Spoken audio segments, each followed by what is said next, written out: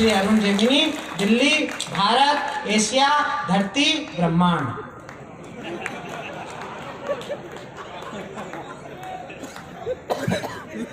धन्यवाद शशिकांत जी, पूरा पता दे दिया आपने। मंच को और आप सबकी उपस्थिति को प्रणाम करता हूँ। इतनी शानदार उपस्थिति आपकी है कि कितने मन से आप सुन रहे हैं। लगभग 4.5 घंटे हो गए आपको कविता सुनते हुए। तो एक बार मैं बधाई देता हूँ आयोजन पप्पू मिश्रा जी को इतने शानदार श्रोता जुटाने का। एक बार आप अपने लिए भी तालियां बजा दें, क्या बढ़िया सुन रहे हैं। होली की बहुत बहुत शुभकामनाएं। होली के रंग जीवन भर आपके साथ रहें, यही मंगल कामनाएं हैं। मैं लगभग 37-38 साल पहले इस मंच पर आया था, मुझे याद है। उस वक़्त 3 कवि पहुंचे थे बस, उर्मिलेश जी, इंदिरा इंदु और मैं। बाकी कवि आ ही नहीं पाए थे। तो मैं 37 साल बाद यहाँ आया हूँ और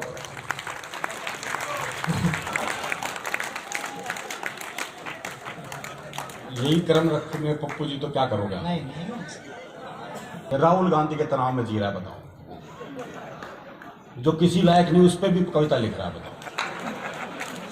हाँ बताओ, हद है यार। कहाँ जोर मार रहा है, बताओ। जिसे कोई नहीं पूछ रहा उसे ये पूछ रहा है। वो दिल्ली में क्या हालत हुई देखा नहीं था ना?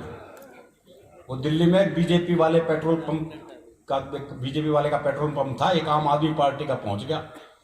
बोले कितना पेट्रोल डालूं? बोले जितनी तुम्हारी सीट आई है उतना डाल दे। वो बोला ठीक, पहले मीटर पे कांग्रेस देख ले।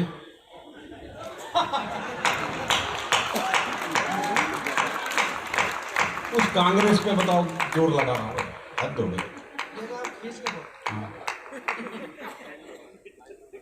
एक वो फोन आया था जी पिछले दिनों, जैसी राष्ट्रपति पद के लिए राम कोविंद जी का नाम तय हो गया, उसी दिन यमराज का फोन आया आडवाणी जी के पास। बोले अब चले या कोई और बहाना बच रहा है? तो आडवाणी जी बोले मोदी जी ने कहा विकास होगा, बस उसका मुंह देख के जाना चाहता हूं। क्या बात है। और मोदी जी भी लगातार सर 6 साल से भाषण ही दे रहे हैं। सच बात तो यही है, 70 साल से विकास नहीं हुआ, 70 साल से विकास नहीं हुआ। इस चक्कर में अपने 5 साल भी जोड़ लेते हैं। अरे मोदी जी, दूसरों के बाथरूम में झांकने की बजाय अगर सही टाइम पे अपने बेडरूम में झांक लेते तो आज विकास घोड़ी चढ़ रहा होता।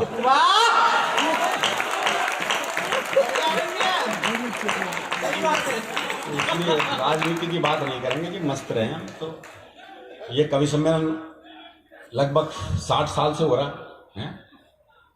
कवि संघ की परंपरा तो वैसे हरियाणा से ही शुरू हुई थी जी। विश्व का पहला काव्य पाठ हरियाणा में हुआ था। स्थान था कुरुक्षेत्र। कवि थे भगवान श्री कृष्ण और श्रोता थे अर्जुन। गीता जैसा महाकाव्य वहीं रचा गया, वहीं सुनाया गया। ये विश्व का पहला काव्य पाठ है। इससे पहले आपको काव्य पाठ का इतिहास नहीं मिलेगा। 18 अध्याय सुनाए थे कृष्ण जी ने अर्जुन को। उसके बाद पूछा था बोले लड़ रहा है या और सुनाऊं? तो फिर अर्जुन को लगा कि लड़के मरना ज्यादा ठीक रहेगा। तो हमने तो कृष्ण जी से ज्ञान ले रखा है, तो इन आलतू फालतू बाबाओं से कौन ज्ञान ले। लेकिन फिर भी मैं राम रहीम का बहुत आभारी हूं साहब। नहीं, कारण है उसके पीछे से। हरियाणा में पर्यटक स्थलों की बहुत कमी थी। बताओ आज कौन है वो जो गुफा नहीं देखना चाहता? आज टिकट लगा दो, ताजमहल से ज्यादा कमा सकते हैं। एक और बाबा हरियाणा का, वो रामपाल बाबा, पूरी मिलिट्री बुलानी पड़ गई थी गिरफ्तार करने के लिए। अगले के पास खुद की इतनी फोर्स थी। तो वहीं एक पुलिस वाले ने एक मीडिया वाले को पीट दिया था। आपने टीवी पर वो दृश्य देखा होगा। तो मैंने पुलिस वाले से कहा, मैंने कहा मीडिया वाले को क्यों मारा? बोला सामने से पेट्रोल बम पड़ रहे थे, गोली चल रही थी, पत्थरबाजी हो रही थी, और वो मेरे हलक में माइक देख के पूछ रहा था कैसा महसूस कर रहे हो। मैंने तो बस ये बताया था मैं कैसा महसूस कर रहा हूं।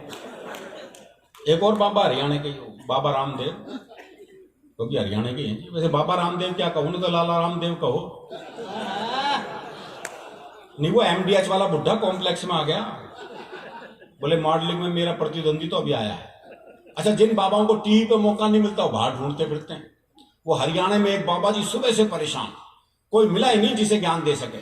सुबह से शाम हो गई तो शाम को देखा एक छोरा हाथ में दिया जलाया आ रहा है। बाप ने सोचा मिल गया मौका। बोले बेटे तुम्हें पता है ज्योति कहां से आती है? बाप ने सोचा ये जवाब देगा और मैं प्रवचन। लेकिन छोरा हरियाणा का था जी, उसने मारी दिए के फूंक।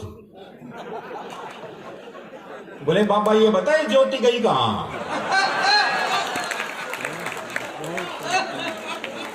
तो हम प्रवचन सुन ही नहीं सकते जी। वो आज का एक स्कूल में योग टीचर लग गए। वो दिल्ली में एक योग टीचर बच्चों को योग सिखा रहा था। बोले बच्चों सीधे लेट जाओ। बच्चे सीधे लेट गए। बोले अपने पैरों से साइकिल चलाओ। वो सारे साइकिल चलाने लगे। एक पढ़ा रहा अपने हरियाणा का मस्त है। बोले तू साइकिल क्यों नहीं चला रहा? बोला मेरी साइकिल ढलान पे है। अब सिखा लो इन्हें योग। ये आजकल के बच्चे सीखे सिखाए बच्चे हैं साहब, टीवी कंप्यूटर युग के बच्चे हैं। बल्कि मैं तो कहता हूं 2000 के बाद से बच्चे तो पैदा ही नहीं हो रहे, बाप ही पैदा हो रहे। इनसे बहस कर ही नहीं सकते आप। वो क्लास में टीचर ने सवाल कर दिया, बोले जिसे सुनाई नहीं देता उसे क्या कहते हैं? तो एक बच्चा खड़ा होकर बोले जिसे सुनाई नहीं देता उसे तो कुछ भी कहो। अच्छा ये हरियाणा के बाप बेटे का संवाद हो सकता है जी। वो बाप ने बेटे से पूछा भी तेरा रिजल्ट क्या रहा? बोला जी हमारा जो प्रिंसिपल है ना उसका छोरा फेल हो गया। अरे बोले मैं तेरा रिजल्ट पूछ रहा हूं। बोले जी गांव का सरपंच है ना उसका छोरा ही फेल हो गया। अरे बोले तेरा दिमाग खराब, मैं तेरा रिजल्ट पूछ रहा हूं। अरे बोले वही तो बता रहा हूं, तू कौन सा प्रधानमंत्री लाग रहा है? वो आजकल बेटी बचाओ बेटी पढ़ाओ चल रहा है ना, तो दिल्ली के कुछ स्कूलों में एक सिस्टम शुरू हो गया, पता नहीं यहाँ हुआ नहीं हुआ। वो गुरुजी क्लास में आते हैं, बोले क्लास में जितनी लड़कियां उन्हें अपनी बहन मानो, जितनी लड़कियां उन्हें अपनी बहन मानो। वो एक हरियाणा का था, बोले मैं तो ना मानू। बोले क्यों भाई तू क्यों नहीं मानेगा? बोले इतने भात कौन भरेगा। बात तो सही है वैसे। बात उसकी जायज। जब वो इतनी दूर का भविष्य जानता है, निकट का तो जानता ही है। वो क्लास में टीचर ने सवाल कर दिया, बोले मैंने तुझे थप्पड़ मारा, इसका भविष्य काल बता। बच्चा बोला तेरी साइकिल में पंचर मिलेगा।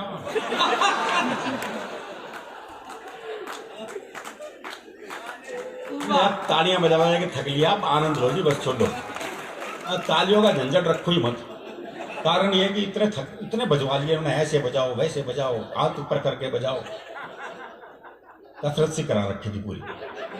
मस्ती में सुनो जी, छोड़ो आपको। वो टीचर ने सवाल कर दिया, बोले मान लो तुम्हारे पास 10 लड्डू हैं। बोले कैसे मान लो जब है ही नहीं। बोले मान लो, गणित में माना जाता है। बोले माना है तो मान लिए। 2 लड्डू किसी ने ले लिए। बोले पहले तो ये बता किसने ले लिए। अरे बोले मान लो ना किसी ने ले लिए। बोला अच्छा मान लिया, तो कितने बचे? बच्चा बोला जी 20। बोले ये कौन सा गणित है? बोले गणित में तेरी मानी जाएगी बस। मान ले भाई।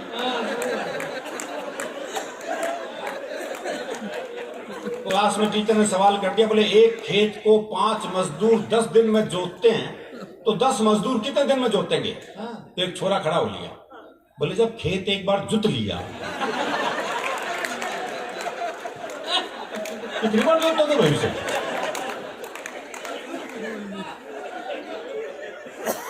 वो हरियाणा के गांव में स्कूल के पास ही शमशान घाट था, तो गांव में कोई मरता स्कूल की छुट्टी हो जाती, तो बच्चे बड़े खुश, बोले सही जगह स्कूल है।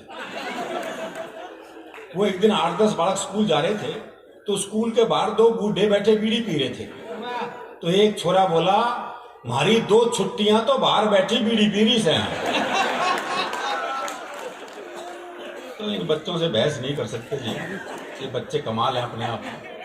दरअसल क्या मैं आपको सही बताऊं जी, हम बहुत सहज हास्य में जीने वाले लोग हैं।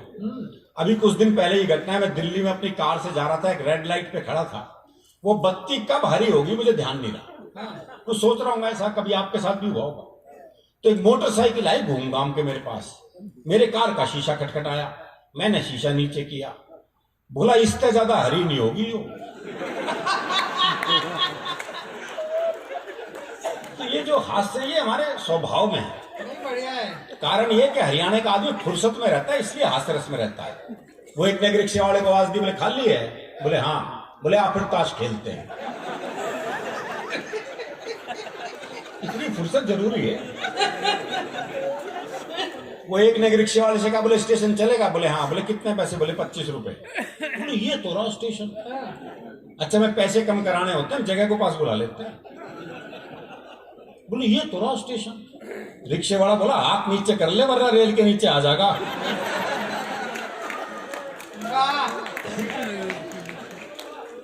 वो एक पहुंच गया हलवाई की दुकान पे, भाई ने छिप के जलेबी खाई भरपेट। जब पैसे देने का नंबर आया, भाई ने जेब झाड़ दी, बोले पैसे तो नहीं है। अब दुकानदार दुकान से बाहर निकला, 15-20 मिनट तबीयत से धुना पीटा उसे। जब खुद थक गया पीट पीट के, तो वापस दुकान में चला गया। अच्छा, वो भी कपड़े झाड़ के खड़ा हो गया है। बोले अब तो खड़ा है, जा। बोले इसी भाव 1 किलो और दे दे।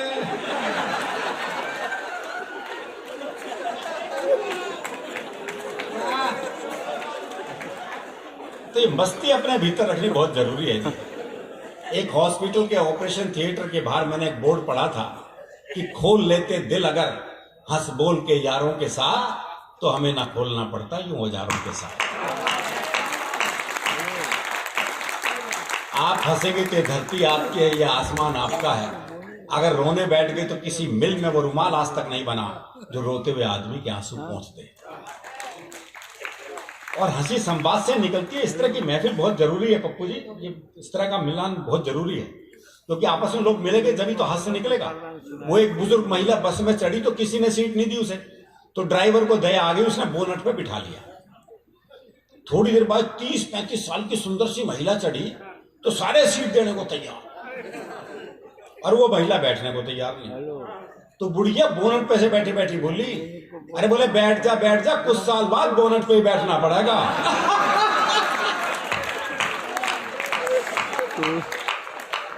तो ये संवाद बहुत जरूरी है। दरअसल क्या है, हम लोग मन के साफ होते हैं जी। जो भी कोई यहाँ हरियाणा का हो तो आप उससे मिल के देख लेना, मन का साफ होता है। जो मन में है वो जबान पे है।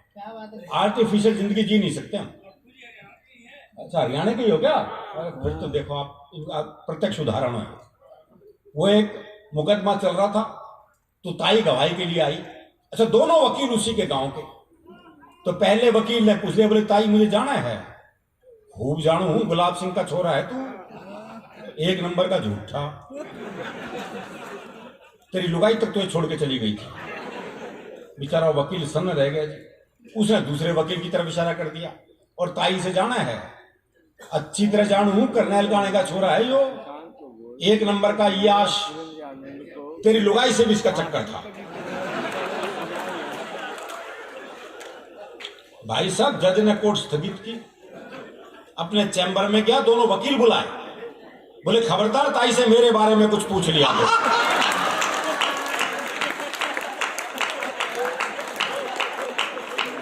इतना साफ मामला है, और ये साफ मामला रहना भी चाहिए। कहते हैं डर के आगे जीत है। हरियाणा में तो डर के आगे भी हास्यरसी है। वो एक चौधरी रात को सुनसान जंगल से जा रहा था। सामने 41 साल की महिला, सफेद साड़ी पहने, बाल बिखराए, हाथ में दीप जलाए, कहीं दीप जले कहीं दिल टाइप गाना गाती आ रही थी। पास आके बोली मैं चुड़ैल हूं। तो चौधरी बोला फिर चिपटती क्यों ना? अब बता ऐसे का चुड़ैल भी क्या कर लेगा। तो हमारा मामला बिल्कुल अलग तरह का है। हमारे यहाँ वृद्धाश्रम की भी समस्या नहीं मिलेगी। हरियाणा में अगर बूढ़े को पता लग जाए कि बेटा मुझे वृद्धाश्रम में छोड़ के आने वाला है, तो बाप खुद बेटे को अनाथालय छोड़ गया। ये बोले जमा कर लो, इसने मेरा ना है यो। तो हमारा मामला थोड़ा अलग है। अब ये दोनों कवित्रियों ने खूब प्रेम के गीत सुनाए। आप ये लिख सकती हैं भाई, हरियाणा वाला सोच भी नहीं सकता, क्योंकि हमारे यहाँ तो प्रेम ब्याह के बाद होता है ना जी। भाई ब्याह से पहले प्यार कर ले तो हम तो पेड़ पे ही लटके मिलते हैं। हमारे यहाँ प्रेम बड़ा मुश्किल है। हमारे पर प्रेम में भोलापन बहुत है। वो प्रेमी ने प्रेमिका से कहा अगर तू मेरी नहीं हुई ना तो मैं तुझे किसी की नहीं होने दूं। बोले अच्छा तेरी हो जाऊंगी तो सबकी होने देगा। ये भोलापन है। वो प्रेमी ने प्रेमिका को जैसे सीने से लगाया तो प्रेमिका बोली तेरा दिल बड़ा कुरकुरा सा है।